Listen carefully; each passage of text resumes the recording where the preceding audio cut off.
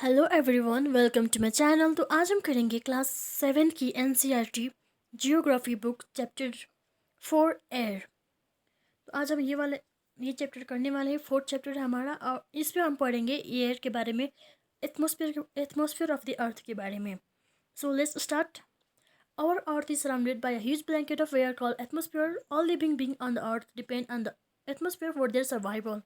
It provides us the air we breathe and protects us from the harmful effect of the sun rays. Without this blanket of protection, we could be baked alive by the heat of the sun and during the day and get frozen during the night. So, हम जिस अर्थ पर रहते हैं वो बहुत ही एक atmospheric layer से cover है, जो कि एयर है। और ये जो एयर का जो लेयर है, ये हमें प्रोटेक्ट करता है हार्मफुल रेस ऑफ सन से। और ये जो सन से जो हीट आती है उसको रिड्यूस कर देता है। इवन हम इससे हम ब्रीथ करते हैं एंड ये हमारे सर्वाइवल के लिए बहुत इम्पॉर्टेंट है। अगर ये मास नहीं होता एयर का, तो हम दिन में बेक अलाइव हो जाते या फिर रात में एकदम फ्रीज हो जाते, जस्ट लाइक एंटार्क्टिका जो south pole, north and south pole है, उस तरह की कुछ हालात होते हैं। So now we will talk about the components of atmosphere. तो हमारा एटमॉस्फेयर किन किन चीज़ों से मिलकर बना है, इसमें हम बात करेंगे।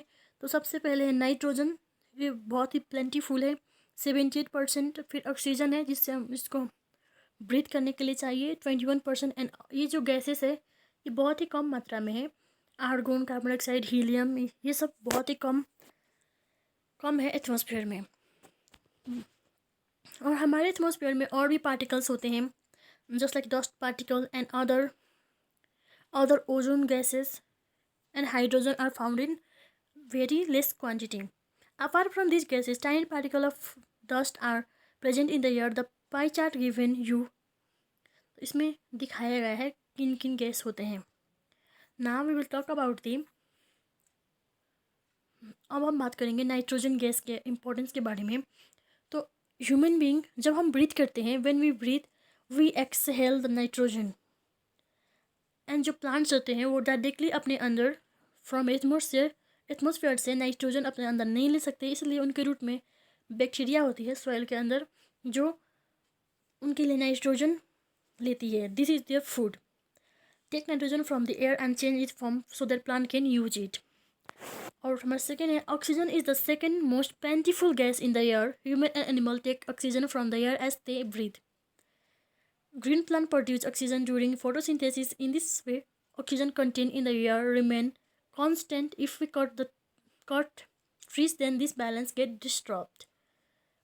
तो ह्यूमन एंड एनिमल्स वो इनहेल करते हैं ऑक्सीजन को और कार्बन डाइऑक्साइड रिलीज करते हैं। सेम वे जो प्लांट्स हैं, प्लांट्स एंड ट्री, ये सब जो ग्रीन प्लांट्स हैं वो कार्बन डाइऑक्साइड लेती है और ऑक्सीजन को एक्सेल करते हैं।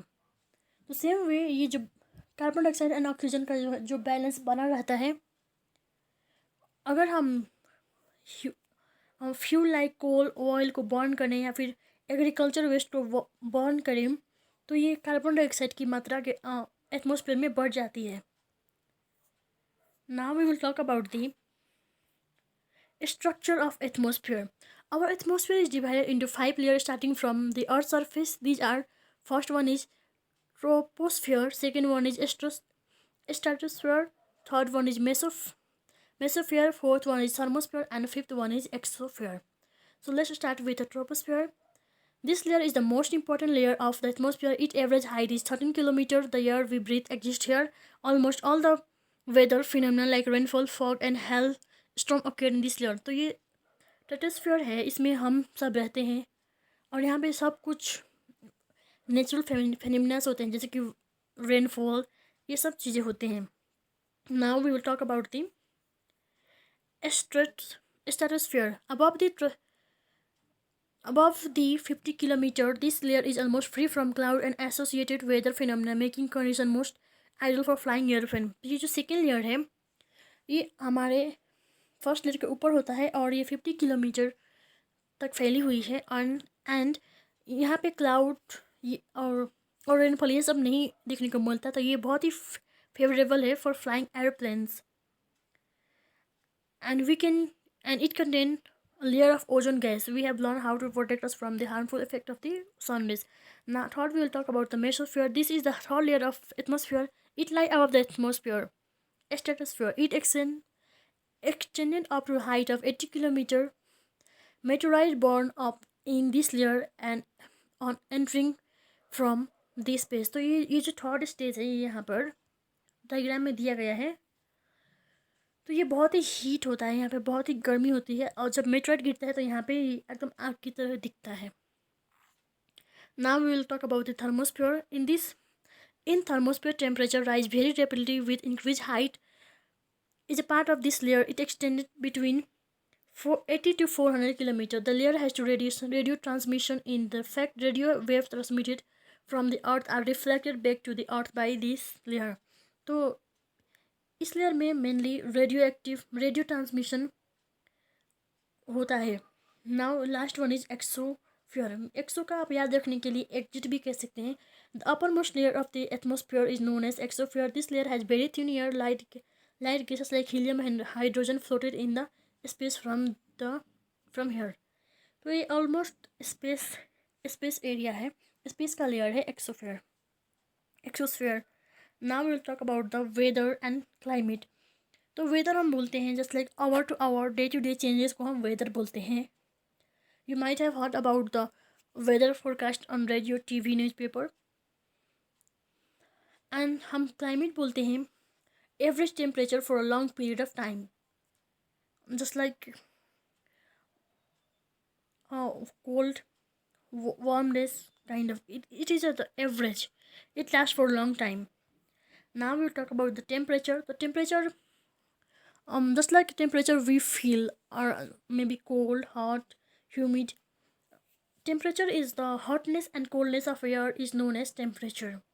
It is a degree.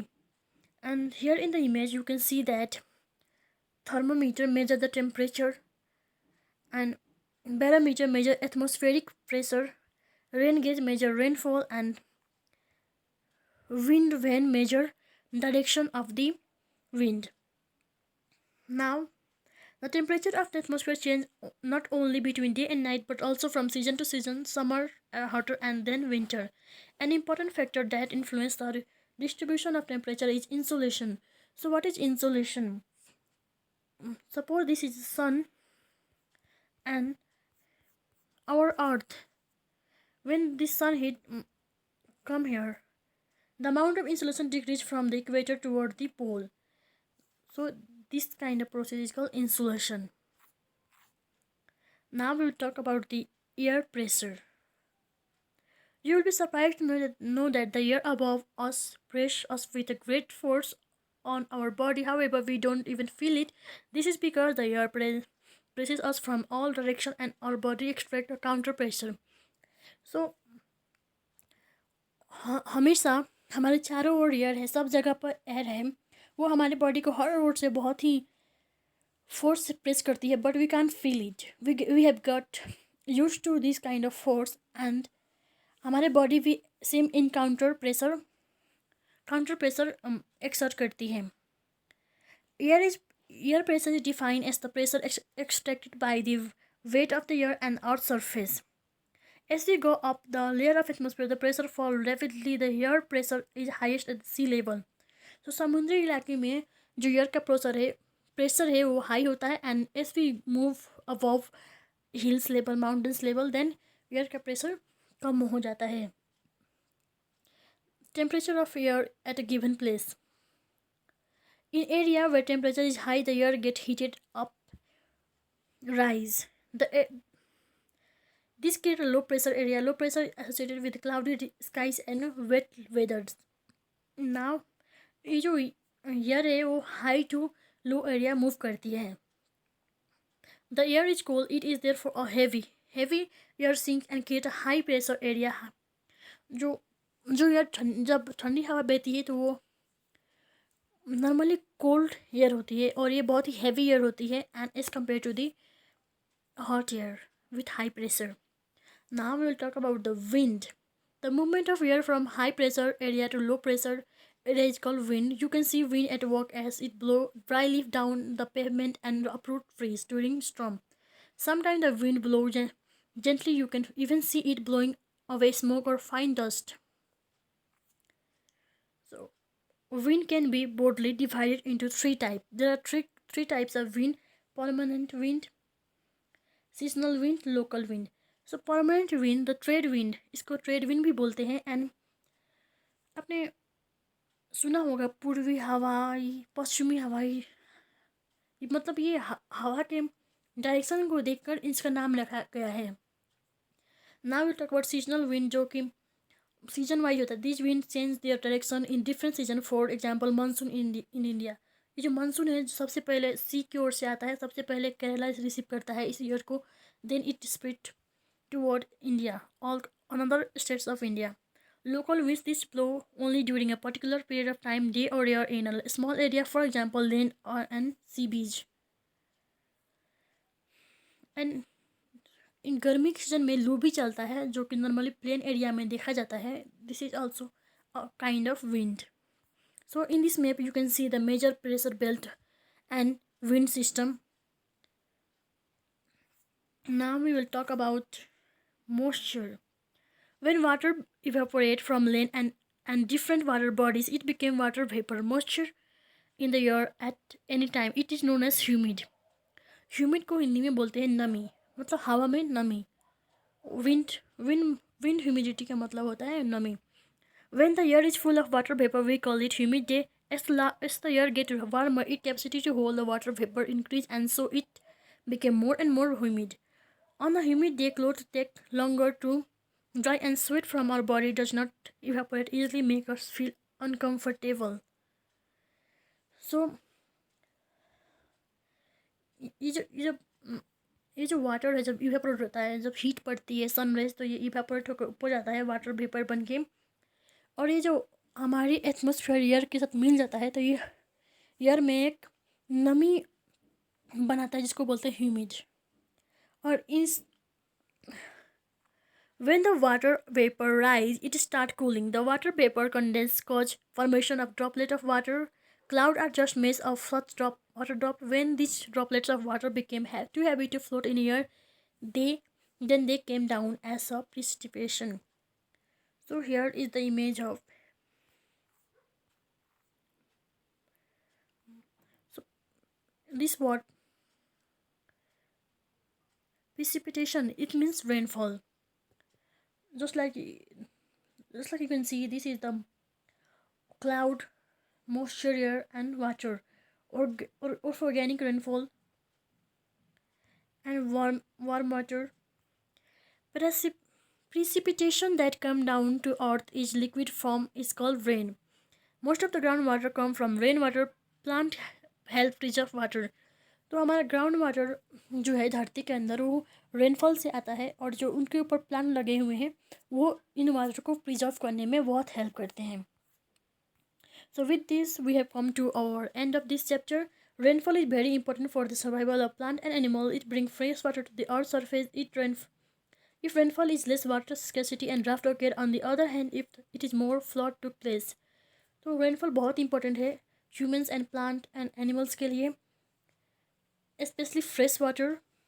And जब रेनफॉल कम होता है तो बहुत पानी की बहुत कमी होती है, ड्राफ्ट हो सूखा पड़ जाता है. एंड जब ये ज़्यादा होता है तो फ्लड टेक प्लेस, मतलब दहाड़, सुनामी, ये सब फेस करना पड़ता है. So this much for today. Thanks for watching. Do like, comment, subscribe to my channel.